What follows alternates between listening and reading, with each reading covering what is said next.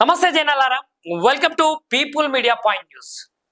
So ఇప్పుడు ఈనాడు దినపత్రికలో వార్తలు ఏంటో ఒక్కసారి మనం చూసే ప్రయత్నం అయితే చేద్దాం. ఎందుకంటే ఇటు తెలంగాణలో ఏం జరుగుతుంది, మరి నిజానికి బీజేపీలో ఏం జరుగుతుంది.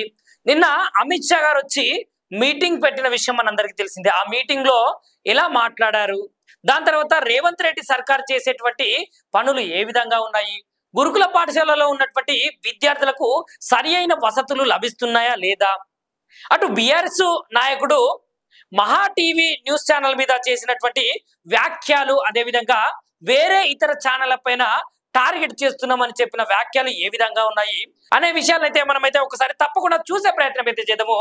సో ఇప్పుడు ఈనాడు దినపత్రికలో ఏమొచ్చిందంటే, మావోయిస్టుల అడ్డాగా మారిందట తెలంగాణ రాష్ట్రం. సో ఈ కాంగ్రెస్ పార్టీ వచ్చినప్పటి నుంచి మావోయిస్టులుగా మారిందట తెలంగాణ రాష్ట్రము. సరే, రాష్ట్రాన్ని మార్చొద్దు, రేవంత్ రెడ్డిని ఉద్దేశించే అమిత్ షా ఈ వ్యాఖ్యలు చేశారు. సో కొందరు కాంగ్రెస్ నాయకుల వల్లనే శాంతి భద్రతలు అయితే లోపిస్తున్నాయట తెలంగాణలో. అదేవిధంగా మావోయిస్టుల చేతిలో ప్రాణాలను కోల్పోయిన ఆదివాసీ కుటుంబాలకు ఏమని చెప్తారు అని అమిత్ షా గారు అయితే చెప్తున్నారు. ఎందుకంటే మావోయిస్టులతో అయితే శాంతి చర్చలు జరపాలని చెప్పేసి ఇటు కాంగ్రెస్ ప్రభుత్వం అయితే అంటుంది. కేంద్ర హోంశాఖ మంత్రి అమిత్ షా గారు ఏమంటున్నారంటే, ఇక్కడ మావోయిస్టుల చేతుల ప్రాణాలు కోల్పోయిన ఆదివాసీ కుటుంబాలకు ఏమని సమాధానం చెప్తారు అని ఆయన నిలదీస్తున్నారు. ఇంకొకటి ఏంటంటే, 2026 మార్చి నాటికైతే నక్సలిజాన్ని అయితే పూర్తిగా తొలగించే విధంగా, పూర్తిగా మట్టు పెట్టే విధంగానైతే కేంద్ర ప్రభుత్వం సహాయ సహకారాలు కూడా అందిస్తుంది అనే విధంగానైతే కేంద్ర హోంశాఖ మంత్రి అమిత్ షా గారు అయితే వెల్లడిస్తున్నారు. ఇంకొకటి ఏంటంటే, బీఆర్ఎస్ హయాంలో భారీ అవినీతి జరిగింది, అయినా ఒక్క కేసు కూడా నమోదు ఎందుకు కాలేదు. నిజామాబాద్ లో కేంద్ర హోంశాఖ మంత్రి పాల్గొని జాతీయ పసుపు బోర్డు కార్యక్రమాన్ని అయితే సార్ అయితే ప్రారంభించిండు.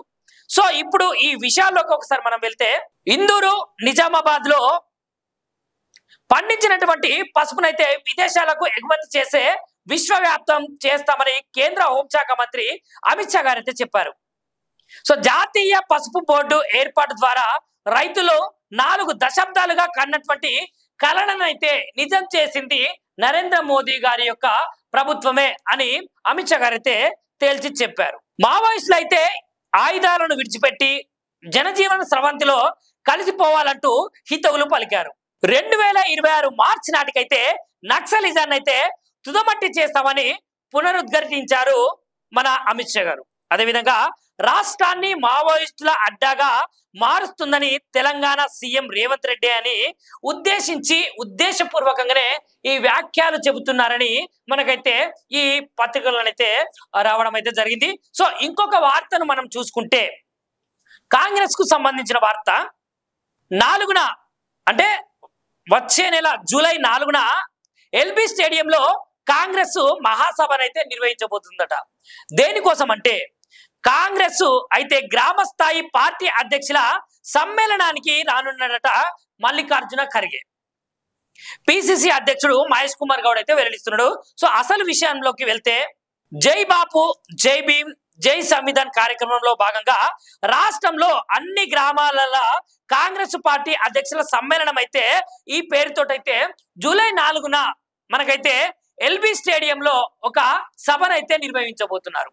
సో ఈ సభకైతే కాంగ్రెస్ పార్టీ జాతీయ అధ్యక్షులు మల్లికార్జున్ ఖర్గే గారు అయితే వచ్చి దిశానిర్దేశం చేసి ఏ విధంగా చేయాలి, ఏ విధంగా గ్రామ స్థాయిలో వాళ్ళ యొక్క అధ్యక్షులను ఏర్పాటు చేయాలి అనే అంశాల పట్లనైతే ఆ రోజు ఆయన మాట్లాడబోతున్నారట.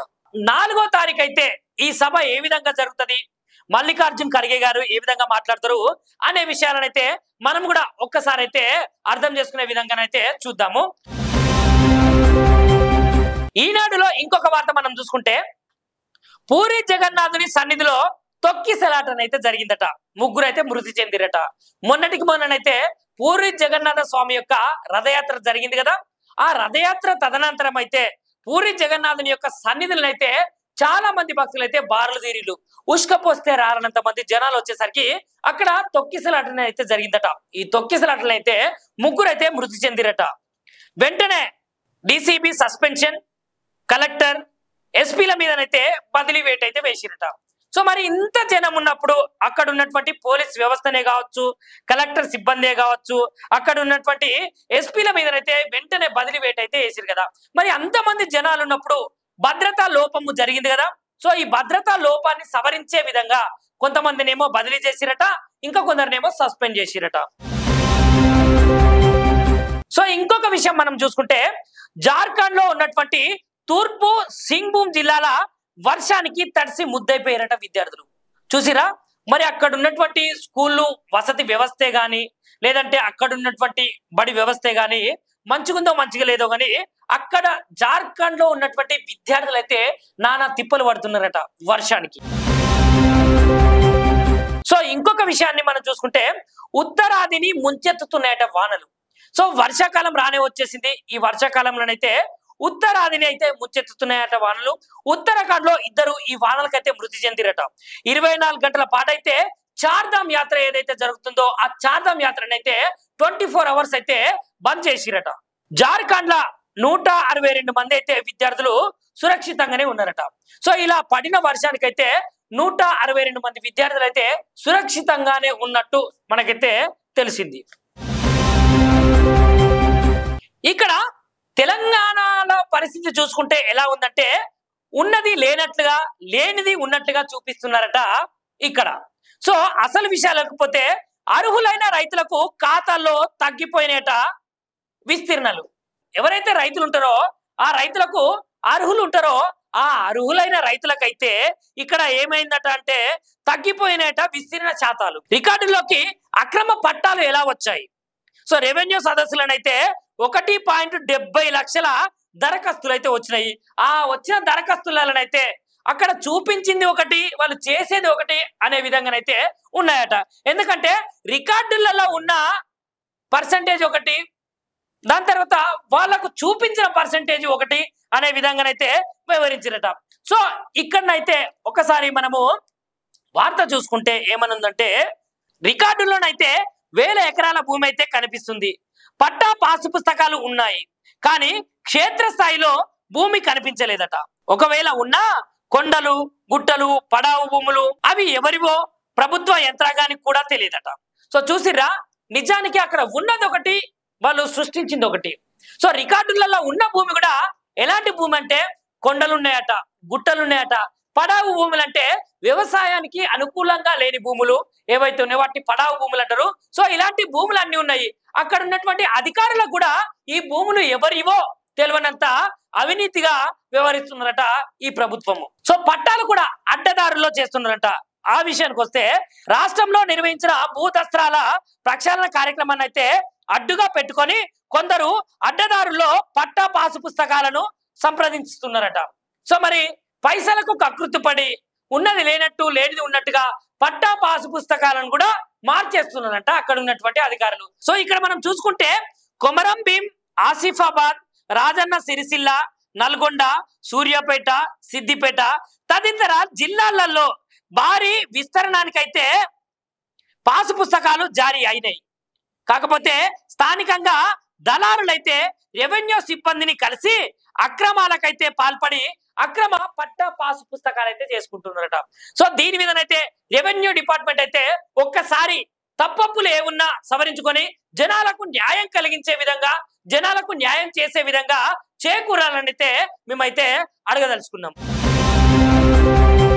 ఇప్పుడు మనము ఆంధ్రజ్యోతి పత్రికలో ఉన్నటువంటి ఒక వార్తనైతే చదివే ప్రయత్నం అయితే చేద్దాము.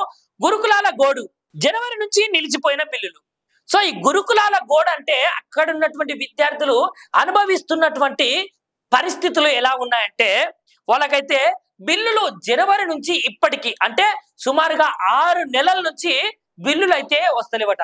సో ఈ 6 నెలల నుంచి బిల్లులు రాకపోతే విద్యార్థులు చాలా రకాలైనటువంటి కష్టాలు అయితే పడతారు కదా. సో మరి వాళ్ళ కష్టాలను ఈ ప్రభుత్వం అయితే తెలుసుకోవడం లేదట. పలు చోట్ల గుడ్లు, చికెను, అరటి పండ్లు సరఫరా బంద్ చేసిరట. సో ఇప్పుడు నాణ్యమైన ఫుడ్ అయితే మేము హాస్టళ్ళకి అయితే ఇస్తున్నాము. పలు చోట్ల రెసిడెన్సీ హాస్టల్ కానీ ఇట్లాంటి గవర్నమెంట్ హాస్టల్ కానీ మంచిగానే ఉన్నాయి అని చెప్పేటోళ్ళకైతే ఇప్పుడు నేను ఒక విషయం అయితే చెప్తున్నా. కొన్ని హాస్టల్స్ వసతులు ఎలా ఉన్నాయంటే అక్కడ చికెన్, అదే విధంగా గుడ్లు, అరటి పండ్లు కూడా బంద్ చేస్తున్నారట. సో ఇట్లా బంద్ చేసేసరికి విద్యార్థులు అయితే ఆందోళనలు చేయరా? ప్రభుత్వం ఒకసారి మీరైతే అర్థం చేసుకోవాలి. రేపటి నుంచి అయితే పూర్తిగా ఆపేస్తాం కాంట్రాక్టు హెచ్చరిక. పలు చోట్ల 2 నుంచి 3 ఏళ్లుగా విద్యార్థులు అయితే అందరి టైలు, బూట్లు, బెల్టులు, స్కూల్ బ్యాగులు అయితే యూనిఫార్ములతో సహా ఏమందు తెలియవట. మరి నిజానికి ప్రభుత్వం ఇంత చేస్తుంది, ప్రభుత్వం అంత చేస్తుంది అని చెప్పేటప్పుడు అయితే ఒక్కసారి ఆలోచించాలి. వాళ్ళు నిత్యావసరంగా వేసుకునేటువంటి టైలే గాని, షూలే గాని, బూట్లే గాని, ఆ యొక్క యూనిఫామ్లే గాని ఇవి ఇప్పటి వరకు అయితే అస్సలకే అందుతలేవట. సో ఇప్పుడు అసలు న్యూస్ లోకి వెళ్తే రాష్ట్రంలో గురుకుల పాఠశాలలు, కళాశాలల పరిస్థితి అయితే రోజు రోజుకు అధ్వానంగా మారుతుందట. అద్దె బకాయిలు చెల్లించలేక, సరఫరా బిల్లులు చెల్లించలేక చాలా రకాలైనటువంటి ఇబ్బందులు పడుతున్నాయి ఈ వసతి గృహాలు. విధానమైనటువంటి నిర్ణయాలు తీసుకోవడం అయితే చాలా ఆలస్యంగా తీసుకుంటున్నారట. ఇందుకు కారణం, దీంతో రాష్ట్రంలోని ఎస్సీ, ఎస్టీ, బీసీ, మైనారిటీ గురుకులాలల్లో చదువుతున్న వేలాది మంది విద్యార్థులపై తీవ్రమైన ప్రభావం అయితే ఒత్తిడి పడుతుందట. కేంద్రీకృత సేకరణ విధానం అయితే అమల్లో జాప్యం వల్ల ఈ విద్యా విధానం అయితే జరుగుతుంది. కాంట్రాక్టర్లు దయచేసి అర్థం చేసుకోవాల్సిన విషయాలు ఏంటంటే, సో ఇలాంటి తప్పిదాలు అయితే జరుగుతున్న క్రమంలో సో విద్యార్థుల మీద ఎలాంటి భారాలు పడకుండా, ఎలాంటి వాళ్ళ మీద ఇలాంటివి వేయకుండా మీరైతే చూసుకోవాల్సిన బాధ్యత రాష్ట్ర ప్రభుత్వాలదే. కాబట్టి రాష్ట్ర ప్రభుత్వం కూడా ఈ విద్యార్థుల మీద, అదే విధంగా ఈ గురుకులాల మీద ప్రత్యేకమైనటువంటి దృష్టి సారించాలని అయితే మేము కోరుకుంటున్నాం. మహా న్యూస్ మీదనైతే దాడి అయితే జరిగింది కదా. సో ఈ మహా న్యూస్ మీద జరిగినటువంటి దాడికైతే ప్రతిఘటనగా ఇప్పుడు బీఆర్ఎస్ పార్టీలో ఉన్నటువంటి ఒక ఎమ్మెల్యే, మాజీ మంత్రి అని చెప్పొచ్చు, ఒక మాట మాట్లాడుతున్నాడు. ఏంటంటే, మరో 2-3 మీడియా సంస్థల పని కూడా పడతాం, తప్పకుండా వాటి పని అయితే చేస్తామని ఇక్కడనైతే మనకైతే వెల్లడిస్తున్నారు.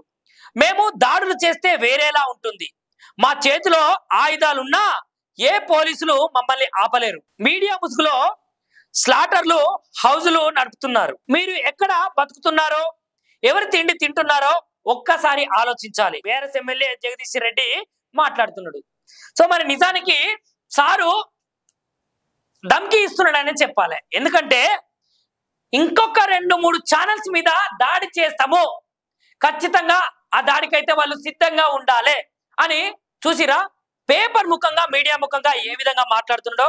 సో మరి మహా న్యూస్ మీద జరిగినటువంటి దాడి అయితే నిజానికి ఒక సంస్థ మీద అలాంటి దాడి అయితే చేయకూడదు. ఆ దాడిని కూడా మేమైతే ఖండిస్తున్నాము. కాకపోతే ఇప్పుడు ప్రత్యక్షంగా ఒక దినపత్రికలో రాయబడినటువంటి వార్త ఏంటంటే, 2-3 మీడియా సంస్థల యొక్క పని తప్పకుండా పడతామని ఒక ఎమ్మెల్యే స్థాయిలో ఉన్నటువంటి బీఆర్ఎస్ ఎమ్మెల్యే జగదీష్ రెడ్డి గారు అయితే ఇలా మాట్లాడడము ఎంతవరకు సమంజసము? సో మీరే ఒకసారి ఆలోచించండి. అసలు విషయానికి పోతే, సో బీఆర్ఎస్ ఎమ్మెల్యే, మాజీ మంత్రి జగదీశ్వర్ రెడ్డి మీడియా సంస్థల మీద తీవ్ర వ్యాఖ్యలు అయితే చేసిరు. So BRS MLA Jagadish Reddy మాట్లాడిన వ్యాఖ్యలు ఇలా ఉంటే, భారతీయ జనతా పార్టీ రాష్ట్ర అధ్యక్షుని బరిలో ఎవరెవరున్నారు, అదేవిధంగా భారతీయ జనతా పార్టీ రాష్ట్ర అధ్యక్ష పదవి పగ్గాలు ఎవరికి అందబోతున్నాయి అనే విషయాలనైతే ఒకసారి అయితే మనం మాట్లాడే ప్రయత్నం చేద్దాము. సో కమలంలో కొత్త సారథి రామచందర్ రావేనా? సో మరి నిజానికి కమలం పార్టీలో కొత్త అధ్యక్షులు వచ్చారు, వెళ్ళిపోయారు. సో ఇప్పుడున్న ప్రజెంట్ అధ్యక్షుడు కిషన్ రెడ్డి గారి తర్వాత ఈ అధ్యక్ష పదవి ఎవరికి పోతుంది అనే విషయాన్ని గురించి మనం మాట్లాడితే, కమలం కొత్త సారథి రామచందర్ రావేనా అనే మాటలైతే వెలువడుతున్నాయి. సో సంఘుతో పాటు బీజేపీ సీనియర్ల మద్దతు రామచందర్ రావుకే ఉందంట. దాదాపు ఖరారైందట ఆయన పేరు. రేపు ప్రకటన కూడా విడుదల కాబోతుంది. అధ్యక్ష ఎన్నికలకైతే నోటిఫికేషన్లు అయితే ఈరోజు జారీ చేస్తున్నారు కదా. ఏకగ్రీవం కావాలనుకుంటున్నారని కిషన్ రెడ్డి గారు కూడా అంటున్నారట. 10 రాష్ట్రాల్లో కొత్తగా చీఫ్ల కోసం అయితే కసరత్తులు చేస్తున్న వేళ వారంలో పూర్తి కానున్న ఎన్నికల ప్రక్రియనట. ఆ వెంటనే జాతీయ అధ్యక్షుని అయితే ఎన్నుకుంటారట. సో ఇప్పుడు బీజేపీ న్యూస్ మనం చూసుకుంటే బీజేపీ రాష్ట్ర అధ్యక్షుడిగా పార్టీ సీనియర్ నేత మాజీ ఎమ్మెల్సీ ఎన్ రామచంద్రరావు అయితే ఎన్నిక దాదాపు ఖరారైపోయిందట. పార్టీ పట్ల విధేయుడిగా సౌమ్యుడిగా గుర్తింపు పొందిన ఆయనకే సంఘుతో పాటు పలువురు సీనియర్ నాయకులు కూడా మద్దతు ప్రకటించారనే పలువురు వర్గాలు అయితే మనకైతే చెబుతున్నాయి. అదేవిధంగా పార్టీ నైతికత నేపథ్యం పట్ల సంపూర్ణ అవగాహన ఉన్న వారికే ఈ పీఠం అయితే కట్టబెట్టే అధికారం అయితే కట్టబెట్టే ఆవశ్యకతనైతే కనబడుతుంది. అదేవిధంగా పీఠము కట్టబెట్టడం అయితే సముచితమన్న అభిప్రాయాన్ని అయితే వారు జాతీయ నాయకత్వం దృష్టికైతే తీసుకెళ్లారు. దీంతో రామచంద్రరావు వైపు పార్టీ నాయకత్వం అయితే మొగ్గు చూపుతున్నట్లయితే సమాచారం అయితే ఉన్నది. సో చూసిరా జనాలారా, ఇప్పుడు అసలు విషయానికి వస్తే ఇప్పుడు నిజానికి బీజేపీలో రామచంద్రరావు గారికే పార్టీ పగ్గాలు అప్పచెప్తామని ఆంధ్రజ్యోతిని అయితే ఇప్పుడైతే మనము రాసిన వార్తనైతే చూసినాం కదా. సో ఇక్కడ ఒక రాజకీయమైనటువంటి విధి విధానాలను అయితే చేస్తున్నారు. ఏంటంటే కీలకంగా మనం చూసుకుంటే అటు బీఆర్ఎస్ ఇటు బీజేపీ రెండు మద్దతుగా ఉండి, సో ఇక్కడ బీఆర్ఎస్ అధినేత ఎవరైతే కల్వకుంట్ల కేసీఆర్ గారు ఉన్నారో కేసీఆర్ గారు అయితే ఢిల్లీకి వెళ్ళి ఆర్ఎస్ఎస్ చీఫ్ పెద్దలతోటి మాట్లాడి ఒక సంధి ఏర్పరచుకున్నట్లు మనకైతే సమాచారం అయితే వస్తున్నది. సో ఈ సంధిలో భాగంగా తెలంగాణ రాష్ట్రంలో జరగబోయే ఎన్నికల పరిణామంలో ఇప్పుడు బీజేపీలో మంచి నాయకత్వం ఉన్నది కాబట్టి బీజేపీని మనము పొత్తు చేసుకొని రాబోయే ఎన్నికలలో రాష్ట్ర రాజకీయాలను మార్చొచ్చు. మళ్ళీ బీఆర్ఎస్ అధికారంలోకి రావాలంటే బీజేపీని కొంచెము ఆ పగ్గాలను గట్టిగా అదిమి పట్టుకుంటే మనం తప్పకుండా అధికారంలోకి వచ్చే అవకాశాలు అయితే ఉన్నాయి అని చెప్పేసి కేసీఆర్ సార్ అయితే వ్యూహ రచనలు రచించిందట. సో కేసీఆర్ గారు రచించినటువంటి ఊహలు ఏవైతే ఉన్నాయో రచనలు ఏవైతే ఉన్నాయో అవే ఇప్పుడు ఫలించబోతున్నాయి. సో రేపు మనం చూడాలి నిజానికి రామచంద్రరావు గారా, లేదంటే ఈటల రాజేందర్ గారా, లేదంటే ధర్మపురి అరవింద్ గారా, లేదంటే ఇంకెవరా అనే విషయాన్ని. సో ఇవన్నీ ఈ రోజు దినపత్రికల్లో ఉన్నటువంటి వార్తలు. సో చూస్తూనే ఉండండి మన people media point news channel. Like చేయండి, షేర్ చేయండి, సబ్స్క్రైబ్ చేయండి. మరిన్ని వీడియోల కోసం బెల్ సింబల్ పై క్లిక్ చేయండి.